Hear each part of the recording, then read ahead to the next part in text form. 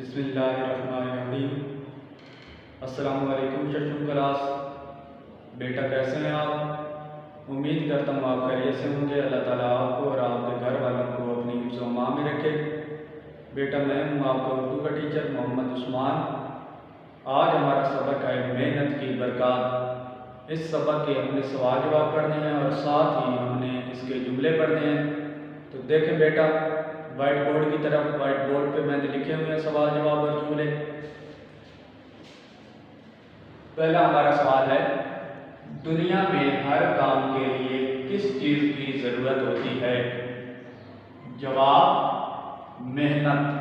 دنیا میں ہر کام کے لیے محنت کی ضرورت ہوتی ہے۔ آگے دوسرا سوال ہے، کام کی انجام دہی کیا کہلاتی ہے؟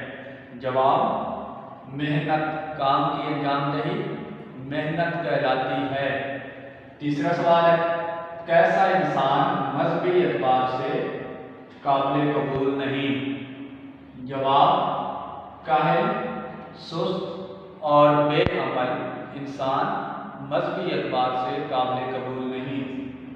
آگے چوتھا سوال ہے، اسلامی تعلیمات کی روشنی میں کام کرنے والے کو کیا کہا گیا ہے؟ جواب اسلامی تعلیمات کی روشنی میں کام کرنے والے کو اللہ کا دوست کہا گیا ہے۔ آگے پانچواں سوال ہے، ہمارے پیارے نبی صلی اللہ علیہ وسلم اپنے کون کون سے کام اپنے ہاتھ سے کرتے تھے؟ جواب اپنے جوتے خود مرمت کرتے، پھٹے کپڑے کو پیوند لگاتے، صحن کی صفائی کرتے، پانی بھر لاتے اور بکری کا دودھ دوہتے، بازار سے سودا لاتے تھے۔ آگے ہمارے پاس سوال ہے، ہمارے لیے کن کی زندگی مشعل راہ ہے؟ جواب نبی اکرم صلی اللہ علیہ وسلم کی زندگی ہمارے لیے مشعل راہ ہے۔ آگے سوال ہے ہمارا، انسانی زندگی میں نکھار کیسے آتا ہے؟ جواب انسانی زندگی میں نکھار محنت سے آتا ہے۔ آگے جملے ہیں ہمارے پاس، درج ذیل الفاظ کو جملوں میں استعمال کریں۔ پہلا لفظ ہے کاہل۔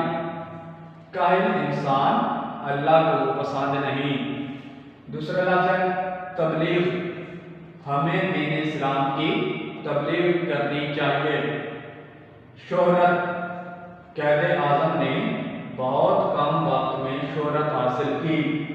مثال، آپ صلی اللہ علیہ وسلم کی کوئی مثال نہیں۔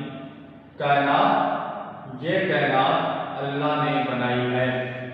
بیٹا یہ ہمارے سوال جواب اور جملے ہو گئے ہیں۔ جن بچوں نے اصل کاپی پر نہیں لکھے ہوئے وہ اس کو لکھ لیں اور لکھ کر مجھے سنائیں۔ جن بچوں نے پہلے سے لکھے ہوئے ہیں وہ صرف یاد کریں اور یاد کر کے مجھے سنائیں۔ والسلام۔